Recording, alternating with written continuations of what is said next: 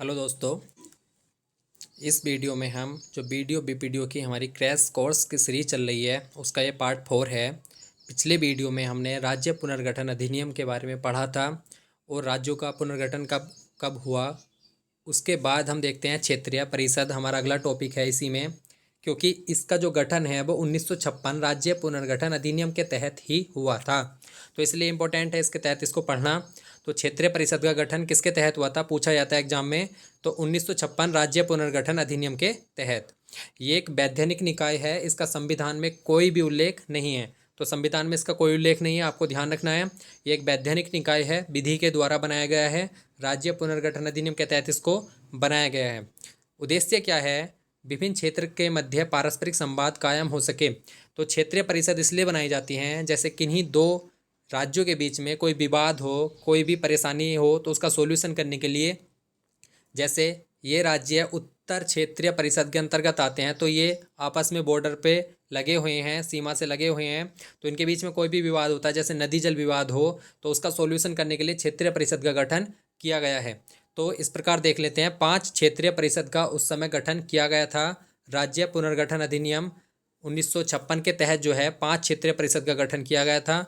उसके बाद पूर्वोत्तर परिषद अधिनियम 1971 के तहत 1972 में पूर्वोत्तर परिषद का गठन भी किया गया, जिसमें पूर्व के राज्य शामिल किए गए। तो उसमें उसको अब देखते हैं बाद में। 5 क्षेत्रीय परिषद कौन कौन सी है? तो उत्तर क्षेत्रीय परिषद, केंद्रीय मध्य परिषद, पूर्व क्षेत्रीय परिषद, पश्चिमी, दक्षिणी, तो चारों दिशाएं हो गई और एक हो गया हमारा केंद्र का। तो इसको याद रखने का ट्रिक ये है कि उत्तर में हमारा नई दिल्ली आ गया, जो बड़े शहर हैं हमारे 4, नई दिल्ली, कोलकाता, मुंबई, चेन्नई, जो ये 4 महानगर कहलाते हैं, उनके मुख्यालय हो गए। और जो मध्य में हमारा हो गया वो हो गया इलाहाबाद। अब कौन कौन से आते हैं इसमें ये भी देख लेते हैं। जम्मू कश्मीर, लद्दाख, हिमाचल, हरियाणा, पंजाब, राजस्थान, दिल्ली, चंडीगढ़ ये उत्तर क्षेत्र में आ गए। उत्तर प्रदेश, उत्तराखंड, मध्य प्रदेश और छत्तीसगढ़ ये केंद्रीय में आ गए। तो हमारा उत्तराखंड कौन से में आता है? तो हमारा उत्तराखंड आता है केंद्रीय मध्य क्षेत्रीय परिषद, जिसका मुख्यालय कहाँ पे है? इलाहाबाद में। तो इसको इम्पोर्टेंट है। बिहार, झारखंड, वेस्ट बंगाल, ओडिशा और सिक्किम ये पूर्वी क्षेत्रीय परिषद में आए।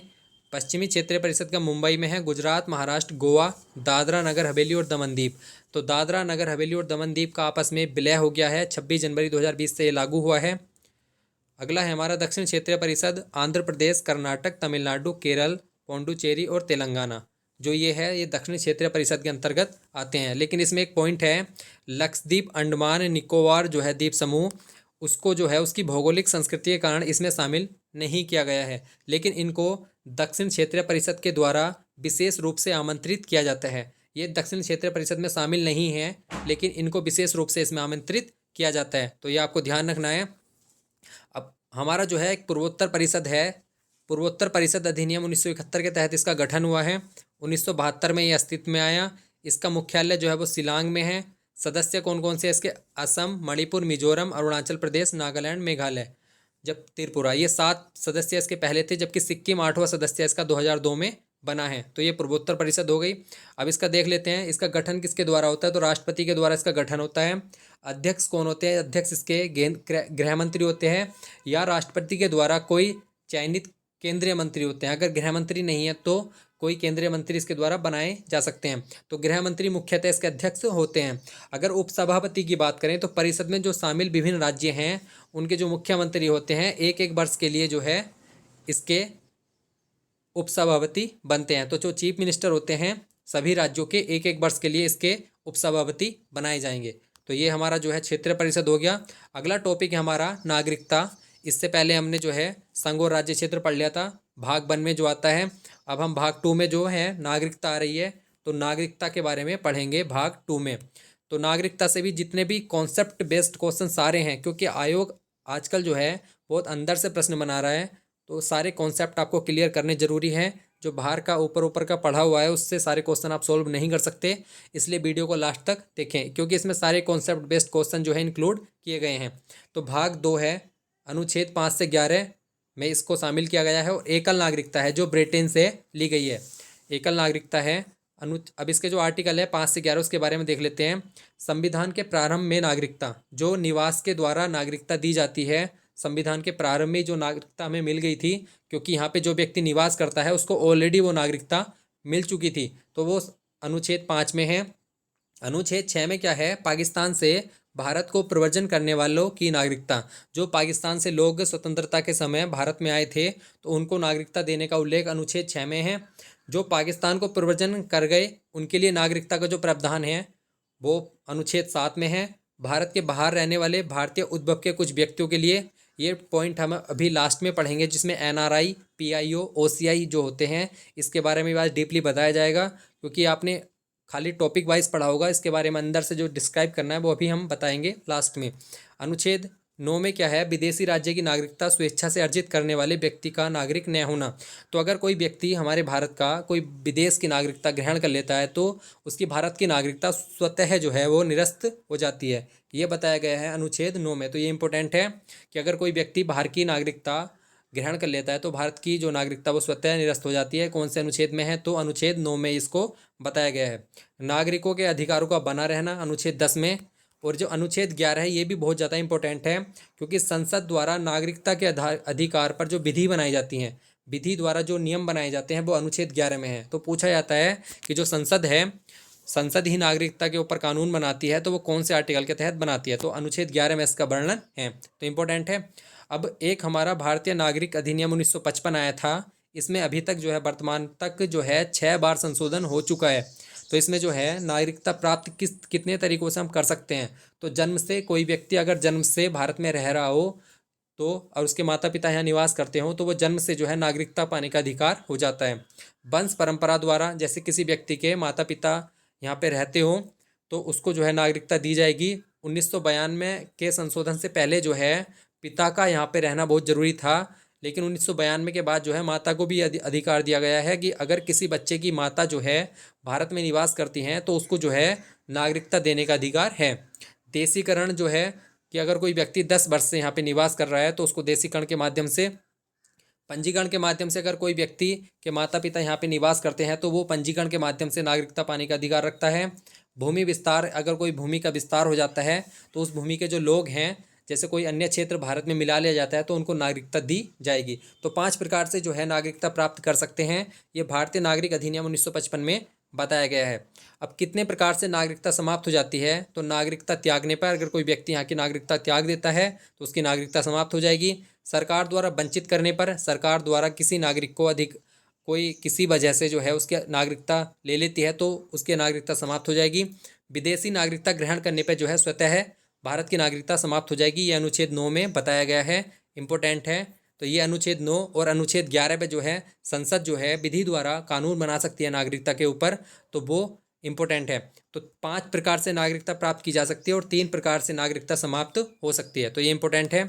अब इसके बाद जो है भारतीय नागरिक अधिनियम 1955 के बाद 1986 में इसमें संशोधन हुआ 1955 वाले अधिनियम में। तो इसमें क्या है, पंजीकरण 5 वर्ष तक निवास करना आवश्यक होगा। अगर कोई व्यक्ति पंजीकरण के माध्यम से नागरिकता ग्रहण कर रहा है तो उससे पहले 6 माह जो था रहना जरूरी था, लेकिन अब उसे 5 वर्ष कर दिया गया है। देशीकरण के माध्यम से 10 वर्ष तक भारत में रह चुका हो तो वो देशीकरण के माध्यम से जो है सदस्यता ग्रहण कर सकता है। मतलब जैसे कोई व्यक्ति के माता पिता अगर यहाँ पे निवास नहीं करते तो उसे देशीकरण के माध्यम से जो है नागरिकता प्राप्त की जाएगी। तो ये हमारा नागरिक का टॉपिक है। इसके बाद देख लेते हैं नागरिकता कानून संशोधन 1992। इसमें 92 में संशोधन हुआ। इसमें क्या था कि भारत से बाहर पैदा होने वाले बच्चे की माँ भी अगर भारतीय है तो उसे नागरिकता मिल जाएगी। इससे पहले पिता का नागरिक होना जरूरी था। तो जो अगर माता भी नागरिक है भारत की तो उसे भी नागरिकता मिलेगी। अगला है हमारा नागरिकता संशोधन अधिनियम 2019। ये भी हाल ही में हुआ 3-4 साल पहले, तो ये इंपॉर्टेंट है। 1955 अधिनियम में 6ठी बार ये संशोधन हुआ है। 12 दिसंबर 2019 से प्रभाव जो था अधिसूचित किया गया, जबकि 10 जनवरी 2020 से इसको लागू किया गया। इसके माध्यम से क्या था, इसमें क्या बताया गया कि बांग्लादेश, पाकिस्तान और अफगानिस्तान से अगर कोई व्यक्ति आता है, वो कौन हो सकता है, हिंदू, सिख, बौद्ध, जैन, पारसी, ईसाई, इसमें 6 जो है इनको शामिल किया गया है। मुस्लिम जो है उनको इसमें शामिल नहीं किया गया है। 31 दिसंबर 2014 तक अगर उसने भारत में प्रवेश कर लिया है तो वो देशीकरण प्रक्रिया से नागरिकता उसको दी जाएगी। तो इसमें जो है अब समय कम कर दिया गया है इसके माध्यम से कि 31 दिसंबर 2014 तक जो है अगर कोई व्यक्ति भारत में प्रवेश कर गया है तो उसे देशीकरण के माध्यम से इन को जो है नागरिकता दी जाएगी। और कितने देशों से आने वाले लोगों के लिए, बांग्लादेश, पाकिस्तान और अफगानिस्तान से आने वाले व्यक्तियों के लिए। नागरिकता प्रावधान भारतीय संविधान में लागू कब से हुए? तो 1949 से हुए। भारत में एकल नागरिकता का प्रावधान है, ये कहाँ से लिया गया? तो ये ब्रिटेन से लिया गया था। प्रवासी भारतीयों को दोहरी नागरिकता की सिफारिश किसने की थी? तो ये लक्ष्मीमल सिंघवी समिति थी, इन्होंने जो है दोहरी नागरिकता की सिफारिश की थी। भारत से बाहर रहने वाले सरकार द्वारा नागरिकता समाप्त की जाएगी। अगर 7 वर्ष तक कोई बाहर व्यक्ति रह रहा है और उसने विदेश की नागरिकता ले लिया है तो भारत की यहाँ की नागरिकता उसकी ऑलरेडी समाप्त हो जाएगी। मूल अधिकार की बात करें तो जो भारतीयों को प्राप्त हैं, जो भारत के नागरिक हैं, तो आर्टिकल 15, 16, 19, 29, 30 जो है ये केवल भारतीयों को प्राप्त हैं। और जो भारतीय और विदेशी दोनों को प्राप्त हैं 14, 20, 21, 21 का कै, 22, 23, 24, 25, 26, 27, 28 जो आर्टिकल हैं ये भारत और विदेशी दोनों को प्राप्त हैं। तो इसको आप इस प्रकार से याद रख सकते हैं 15, 16, 19, 29, 30 इस प्रकार से आप याद रख सकते हैं जो केवल भारतीयों को प्राप्त हैं। अब देख लेते हैं, ये वर्ड आपने थोड़े पढ़े होंगे लेकिन इनके बारे में आपको अधिक से अधिक जानकारी के लिए जो है ये बताया जा रहा है कि NRI, PIO, OCI क्या होते हैं। भारत सरकार द्वारा जो विदेशों में रहने वाले लोग हैं उनको भी कुछ सुविधाएं दी गई हैं। तो उन विदेशों को, जो विदेशों में लोग रहते हैं उनको 3 उसमें डिवाइड किया गया है। एक तो NRI, नॉन रेजिडेंट इंडियन, जो प्रवासी भारतीय होते हैं, जो विदेश गए तो हैं जैसे आजीविका कमाने के लिए या किसी काम से विदेश गए हुए हैं, परमानेंटली विदेश नहीं गए हैं, विदेशों में लंबे समय से रह तो रहे हैं लेकिन किसी कार्य के लिए या पैसा कमाने के उद्देश्य से गए हैं, तो उनको क्या है, प्रवासी भारतीय कहते हैं। NRI वो कहलाते हैं, non resident of India. PIO क्या होता है कि पर्सन ऑफ इंडियन ओरिजिन, ऐसे विदेशी जिसने कभी भारतीय पासपोर्ट धारण किया हो।